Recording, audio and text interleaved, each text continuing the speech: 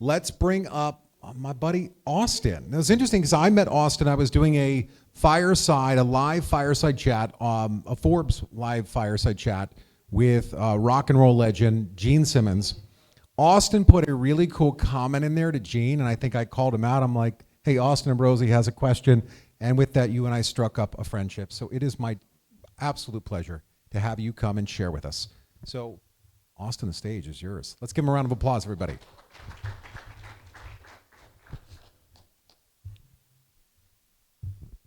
Let's see how many times I can mess this up. This good? Good volume? Cool. How we doing, everybody? There have been some really incredible individuals touch this stage today. No pressure for me at all. Definitely feel like I have some big shoes to fill, but I'm going to do my best here. So, my name is Austin Ambrozi. If you forget that, just look for the guy with the neck tattoo. I noticed that there weren't too many of us walking around here today, much to my surprise. So, shouldn't be too hard to find me. I'm the leader of the artificial intelligence group for the Forbes Business Council. I'm also the co-founder of an AI company called Doxci, where the mission is to essentially put white-collar work on autopilot by giving corporations and governments access to digital employees. It's a strange time to be alive, to say the least. So today I want to help everyone gain a deeper understanding of artificial intelligence by explaining it in a few ways that you might not have heard of. I didn't know that I would be following such a great presentation on intelligence and consciousness, so even more pressure for me. With any luck, I'll also be leaving you with a deeper understanding of biological intelligence as well, because AI is effectively just an amplification of what is already going on inside each and every one of our own brains. So the way that I'm going to do that can be boiled down to one simple strategy that I'd like everybody to kind of keep in mind throughout this speech, and that is that the secret to mastering intelligence, whether that's biological intelligence or artificial intelligence, the secret to mastering intelligence is simply figuring out what it is that you want. And that might sound simple. It's a little trickier in practice. But that really is what it all boils down to, I think. See, something else that I do in my free time is I post videos on TikTok about human psychology and consciousness in general. So I've been very fascinated with, the mechanics of thought for quite some time. It's always fascinated me. That's why AI was a good fit for me. And whenever I'm giving people advice on their mental health, I always start with their values. I'm a firm believer that pretty much any problem that human beings run into can be solved if you anchor that problem to your values, and that your values kind of serve as a compass of sorts to navigate the different decisions available to you and help you make the one that is most optimal for you. And the reason for that is because I think that your values represent the truest expression of what it is that you actually want in life.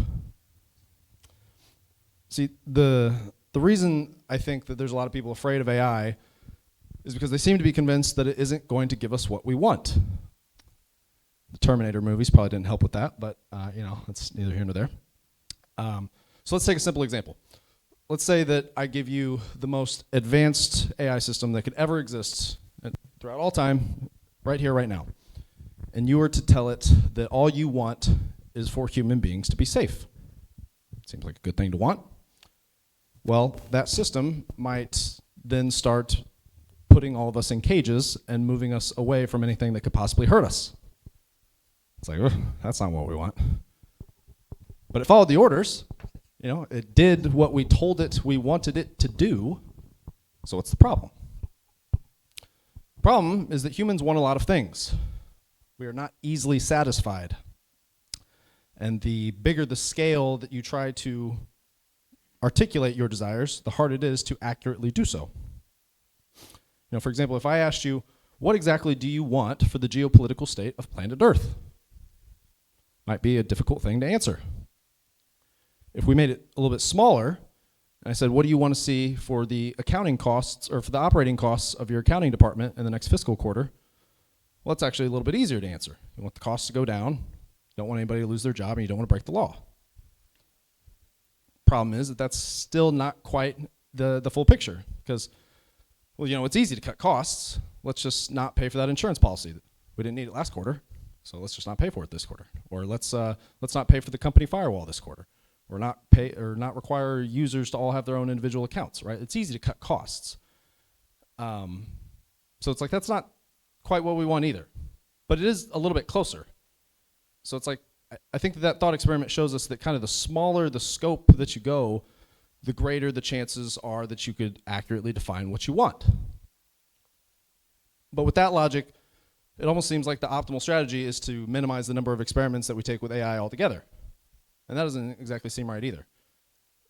So it's like, let's bring it back to real life for a second. Let's get away from AI, and let's look at biological intelligence. And let's try to go with something really small. Let's see if that theory holds up. What's the smallest possible thing that we could get to? Like, what do I want for dessert? If you were to ask me what I want for dessert, and I were to tell you ice cream, you might come back to me with anchovy-flavored ice cream. It's not exactly what I want. Now, what I should have said was that I want mango ice cream, no toppings. Boom, done. But it's like, how did I arrive there? How did I arrive at the place where I could successfully tell you what it is that I want? Because in this example, even going as small as we could go, we still run into this problem of not completely articulating what it is that we want. And the answer to that is, the answer of how I was able to successfully get to the point of telling you that I want mango-flavored ice cream with no toppings on it, is that I tried a lot of ice cream. I made mistakes. I tried a lot of ice cream. I tried a lot of toppings. And in that process of running experiments, in that process of enthusiastically forging into the unknown, I discovered what I like and what I don't like. Or in other words, what I want and what I don't want. So artificial intelligence will be almost identical to biological intelligence in this regard, and that the key to mastery is in starting small, but it's also in using it, trying it out, running experiments, finding out what you like and what you don't like, taking action with it now while it's as small as it's ever going to be. That way you are as well equipped as possible to know how to get what you want out of it as it scales up within society. Because we don't have to solve all of the world's problems with AI tomorrow for this to be an exciting piece of technology. It's going to be an iterative process like everything else in life. All we have to do is keep building the future that we want for ourselves brick by brick, which is what humanity has always done anyways. It's sort of the same as how right now we have people that everybody has access to Google, yet we still run into circumstances where somebody might say, or might ask you a simple question, and you're like, why don't you just Google that? And they're like, no, I don't want to do that. I just kind of want you to tell me the answer. And the reason for that is because they don't know how to use the tool well enough to get it to tell them what it is that they want to know. They don't know how to ask the question to get the answer that they're looking for, which is kind of an interesting thing to think about, because there's really nothing that any individual in this room knows, for the most part, nothing that any of us knows that Google doesn't also know. Right? Like if anybody asks you a question, they could probably get that answer from Google. So it's like, what is the gap there? And the gap is the ability to define what it is that you want. And anybody that's good at using Google will tell you that a well-formulated question is already half the answer. And I think that's a really important note, because what it tells me is that a good formulation of what we want is half the work required for getting it. And that's an important lesson to take into consideration from, something that we're all familiar with, like Google, when thinking about a new technology like AI. Because AI is effectively the new Google, in a way. And like what I mean by that is there's a lot of things that AI can do that Google can't. But if you understand how it's operating, you see how it's the continuation of the same pattern. For instance, if I were to tell ChatGPT, give me a step-by-step list of instructions on how to build a rocket ship, it would probably give me an output.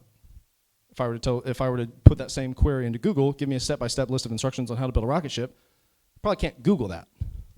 But what you could do is chunk that down, and I could Google, what are all of the parts of a rocket ship?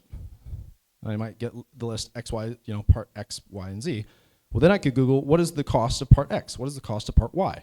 What is the labor cost associated with putting these pieces together? What skills are required to I could disassemble this one query for ChatGPT into a series of Google searches. And so when we look at it like that, then AI becomes sort of like a string of individual Google searches. And so it's increased leverage to this tool that we're already familiar with, which is, the acquisition of information. And it's like the more you Google, the better you get at Googling things, aka the better you get at asking questions, aka the better you get at defining what you want.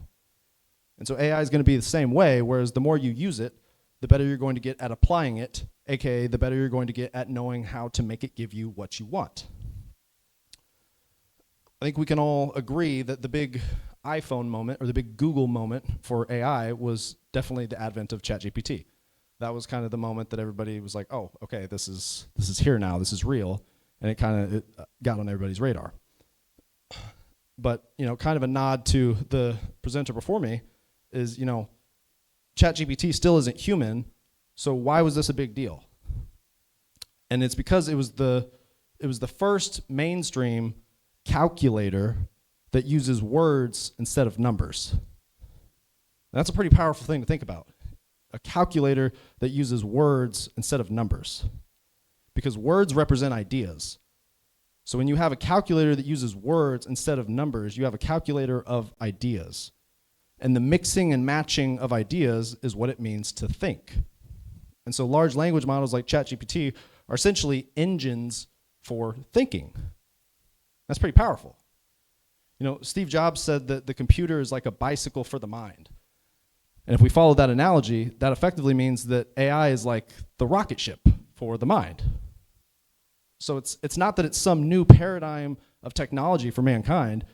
It's that it's the continuation of the existing paradigm that humanity has already been subjected to since the beginning of time, and that is simply the importance of knowing what it is that we want. It's so important that it's actually what I've built my entire company around. I'm officially in the business of helping people figure out what it is that they want. My business partner, Isaac Hicks, is here today, and whenever we started Doxci, we thought that all we had to do was make a great product built with AI. The tagline on the website was, it might take a human 5 minutes to read through a corporate document and complete a task, but Doxci can do over 100,000 in that same 5 minutes. I wrote that line on the website. I was very proud of that. I wrote that line. I finished it up. I was like, oh, it's done. We're rich. What more could you want? And then I found myself going into these meetings with prospects, and I was like, yep, this is Doxci. It's the most productive employee you could possibly hire. And I just kind of sat back, and they're like, all right, well, great. Well, make it do something. And I'm like, well, you got to tell it what to do. It's an employee. It's the best employee, but you still have to onboard the employee. You still have to tell it what to do. And that was the moment that it kind of clicked for me, where I was like, oh, okay, there's an opportunity right there. And so from that moment, we've kind of shifted the whole business model, and now we start by first helping people figure out what they want. We come in and we analyze everything about the business before we start talking about anything that we do at all, and we prioritize figuring out what the client should want first. And since we started doing that, pretty much everything changed for us. One of our clients is an insurance company, and they I'm running out of time here. So since we started doing that, everything changed for us. We've been making tremendous progress, signing deals with government entities in the Middle East, deals here domestically with large logistics companies. It's been a very transformative change for us. And it's pretty surreal for me to be speaking here today, because when I was a kid, I always wanted to be an astronaut. Thought for sure that's what I'd be doing right now. Turns out not everybody can be an astronaut. There are a lot of other jobs that society needs, and not all of those jobs are as cool as being an astronaut, but we need them.